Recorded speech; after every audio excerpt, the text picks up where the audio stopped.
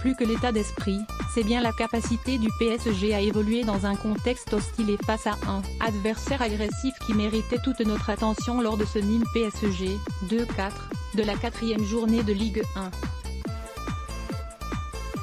Bien décidés à jouer le même tour que Marseillais lors de la 2e journée, 3-1, les « Moineaux » dans ce registre, pas déçus et effectivement proposé d'entrer leur spécialité locale. Disposés en 4-2-3-1, les partenaires de Thiago Silva ont dû composer, dès les premières secondes avec un pressing haut et viril. Face à cet engagement adverse intense, mais toujours correct, les Parisiens ont répondu à des degrés divers. Parmi les bons élèves, la paire Marquinhos-Rabiot, positionnée en milieu défensif, a délivré des signes intéressants en termes d'impact mais aussi de complémentarité. Jamais trop éloignés l'un de l'autre, le duo a proposé, à tour de rôle, quelques sorties hautes pour harceler le porteur du ballon.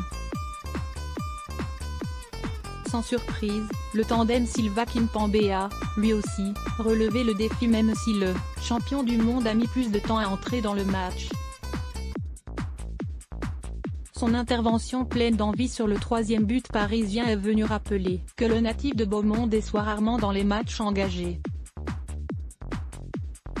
Une qualité dont ferait bien de s'inspirer le jeune Nsoki, visiblement perturbé par l'entame nîmoise, 17 ballons perdus, 76% passes réussies. Lui, ne peut pas s'abriter derrière l'inexpérience pour expliquer sa passivité au combat, et, pourtant, sur cette même aile gauche, Di Maria a déçu dans ce registre.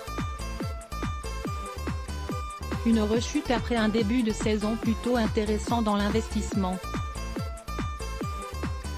Enfin, si certains Franciliens se sont montrés trop passifs, d'autres ont fait preuve d'une nervosité qui pourrait bien jouer de vilains tours dans les bouillantes enceintes européennes cet automne. Neymar, après avoir calmé Mbappé, trop virulent auprès de l'arbitre et, justement averti, 18e, a lui-même gaspillé trop d'énergie avec M. Brizard ou avec les Gardois. Quand Mbappé dégoupille. Et que dire du dégoupillage de l'ex-monégasque en fin de match, carton rouge, 94e.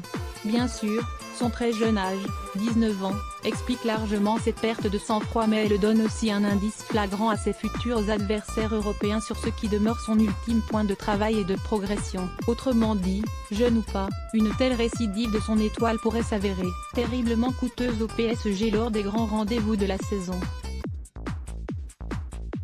Pour ceux qui l'auraient oublié, le PSG a récemment payé cher ce genre d'écart, déjà plombé par un manque d'engagement terrible. Le club parisien avait dû dire adieu à tout espoir de qualification face au Real Madrid, quand Marco Verratti avait perdu ses nerfs face au futur vainqueur de la compétition, 0-1, 65e.